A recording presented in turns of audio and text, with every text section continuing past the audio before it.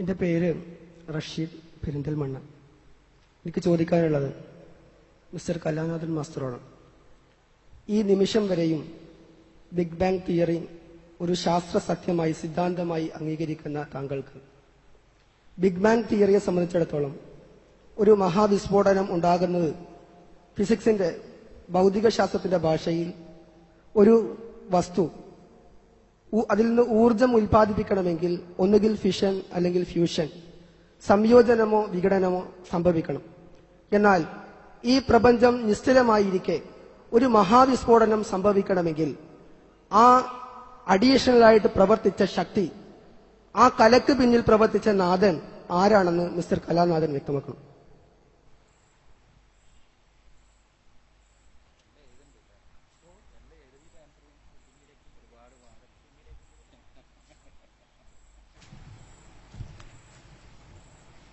ഈ big bang theory സത്യസന്ധമായ ഒരു പ്രസ്താവനയായി ഞാൻ അംഗീകരിച്ചിട്ടില്ല. അതൊരു ഹിപ്പോത്തസിസ് ആണെന്ന് 3 തവണ ഈ പരാമർശങ്ങളിലൂടെ വന്നതാണ്. അത് അപ്പടി അംഗീകരിക്കുന്നു എന്ന അർത്ഥത്തിൽ എന്റെ മേലെ തന്നെ അടിച്ചേൽപ്പിച്ചത് ഒരു ശരിയായ നിലപാടല്ല. ഒന്ന്. രണ്ടാമത്, ബിഗ് ബാങ് തിയറിയുടെ ഫലമായി ഊർജം അല്ലെങ്കിൽ വിസ്ഫോടനം സംഭവിക്കുന്നതിന് സംയോജനമോ അല്ലെങ്കിൽ വിഘടനമോ സംഭവിക്കണമെന്നത് പറഞ്ഞിട്ടുണ്ട്.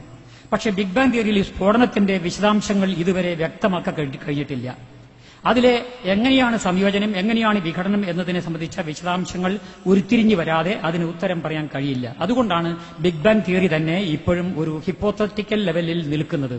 ഇനി ഏതെങ്കിലും തരത്തിലുള്ള സംയോജനമോ വിഘടനമോ ഇല്ലാതെ ഇത്തരം ഒരു പ്രതിഭാസം ഉണ്ടാകാൻ കഴിയില്ല. അതിസൂക്ഷ്മമായ ഒരു പിണ്ഡം, അതീവ സമ്മർദ്ദാവസ്ഥയിലുള്ള ഒരു പിണ്ഡമാണ് വിസ്ഫോടനത്തിന് വിധേയമാക്കുന്നതെന്ന് പറഞ്ഞിട്ടുണ്ട്. അതീവ സമ്മർദ്ദാവസ്ഥയിലുള്ള ഒരു പിണ്ഡത്തിന് തന്നെ വീണ്ടും വികസിക്കാനുള്ള പ്രവണത ആന്തരികമായ എതിർ പ്രവണതയുടെ ഫലമായിട്ട് ഡെവലപ്പ് ചെയ്യാൻ സാധ്യതയുണ്ട്. അത്തരം വിശദാംശങ്ങൾ വരാത്തതുകൊണ്ട് ഞാൻ അതിനെക്കുറിച്ച് അഭ്യൂഹങ്ങളെ അവലംബമാക്കി ഒരു തീരുമാനം പറയുന്നില്ല എന്ന് മാത്രം. പക്ഷെ എന്തായാലും ബിഗ് ബാങ് തിയറി പ്രകാരമാണ് പ്രപഞ്ചം ഉണ്ടായി എന്നതിന് ആരംഭം അവിടെയാണെങ്കിൽ പോലും ശൂന്യതയിൽ നിന്ന് പദാർത്ഥമുണ്ടാകുന്നു എന്ന വസ്തുതയെ നമ്മൾ അംഗീകരിക്കേണ്ടി വരും. അങ്ങനെയാണെങ്കിൽ തന്നെ ശൂന്യതയിൽ നിന്ന് വസ്തുക്കൾ ഉണ്ടാകുന്നത് ഭൗതിക പ്രക്രിയയ്ക്ക് വിധേയമായിട്ടാണ്. ആത്മീയ പ്രക്രിയയുടെ ഇടപെടൽ അതിലുണ്ടാകുമെന്ന് അംഗീകരിക്കാനോ വിശ്വസിക്കാനോ ഇതുവരെയുള്ള മറ്റ് പ്രകൃതി പ്രതിഭാസങ്ങളിൽ നിന്ന് സാധിക്കുന്നില്ല.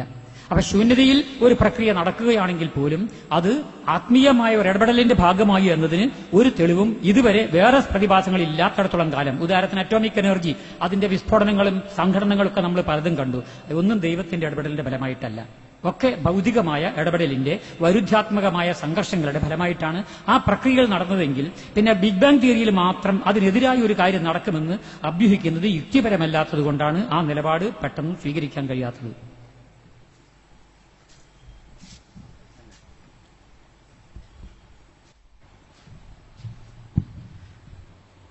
ഇതിലെ ചോദ്യത്തിലെ പ്രധാനപ്പെട്ട ഭാഗം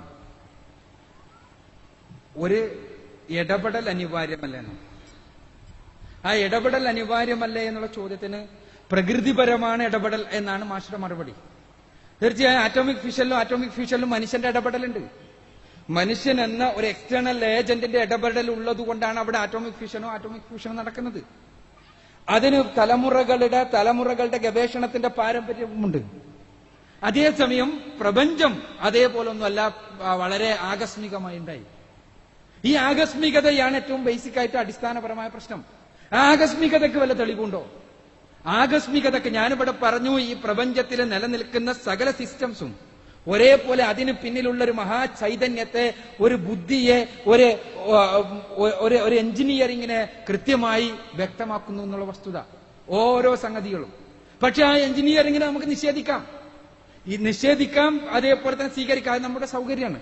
പക്ഷേ ഒരു കാര്യമുണ്ട്, ഈ പ്രകൃതിയിൽ ഓരോ പ്രതിഭാസവും ആ എഞ്ചിനീയറിംഗിനെ അംഗീകരിക്കുന്നു എന്നുള്ളൊരു സത്യമാണ്. അതിന് ഭൗതികമായ വിശദീകരണങ്ങൾ നൽകാൻ കഴിയുന്നുണ്ട്, നൽകാൻ കഴിയാത്തതുണ്ട്. പക്ഷെ ഭൗതികമായ വിശദീകരണങ്ങൾ ഉണ്ടെങ്കിൽ തന്നെ അതെങ്ങനെയാണ് ആ വിശദീകരണങ്ങൾ ഉണ്ട് എന്നുള്ളത് കൊണ്ട് അതിന് പിന്നിൽ ഒന്നും പ്രവർത്തിച്ചിട്ടില്ല എന്ന് വരാം. ഇപ്പൊ മില്ലറുടെ എക്സ്പെരിമെന്റ് പ്രകാരം അമിനോ ആസിഡ് ഉണ്ടായി എന്ന് വിചാരിക്കുക. മറ്റൊരു വശമാണ്, ഞാൻ അതിന്റെ ഡീറ്റെയിൽസിലേക്ക് പോകുന്നില്ല, എത്രത്തോളം ആ എക്സ്പെരിമെന്റ് ജൈവോൽപത്തിയെ വിശദീകരിക്കുന്നു എന്നുള്ളത്. എന്നാൽ തന്നെ എത്രയോ തലമുറകളായിട്ടുള്ള അറിവിനെ സ്വാംശീകരിച്ചുകൊണ്ടാണ് മില്ലർ എന്ന മനുഷ്യൻ, സ്റ്റാൻലി മില്ലർ, അദ്ദേഹത്തിന്റെ ലാബറട്ടറിയിൽ ഈ അമിനോ ആസിഡ് ഉണ്ടാക്കിയിട്ടുള്ളത്. അദ്ദേഹത്തിന്റെ സൂക്ഷ്മമായ അറിവ്, തലമുറകളായി ആളുകൾ നൽകിയ അറിവ്, ഇതെല്ലാം തന്നെ സ്വാംശീകരിച്ചിട്ടാണ്. ഈ അമിനോ ആസിഡ് ഇതേപോലെ ഭൂമിയിൽ യാദൃച്ഛികമായി ഉണ്ടായി എന്നതിന് എങ്ങനെയാണ് ഇത് തെളിവാവുക? തീർച്ചയായും തെളിവല്ല. കാരണം ഇയാളുടെ പ്രവർത്തനം തലമുറകളായിട്ടുള്ള അറിവും സ്വാംശീകരിച്ചുകൊണ്ടാണ് ഇത് നടക്കുന്നത്. അപ്പൊ അതുകൊണ്ട് തന്നെ ഈ പ്രകൃതിയിൽ ഒരു സാധനം ഉണ്ടാക്കാൻ കഴിയുന്നു എന്നുള്ളത് ഒരിക്കലും തന്നെ സട്ടാവ് ഇല്ല എന്നുള്ളതിന് തെളിവല്ല എന്ന് നമ്മൾക്ക് മനസ്സിലാക്കേണ്ടതുണ്ട്. ചോദ്യത്തിന്റെ കാതൽ നമ്മളെ വിട്ടുപോളയരുത് എന്നാണ് എനിക്ക് സൂചിപ്പിക്കാൻ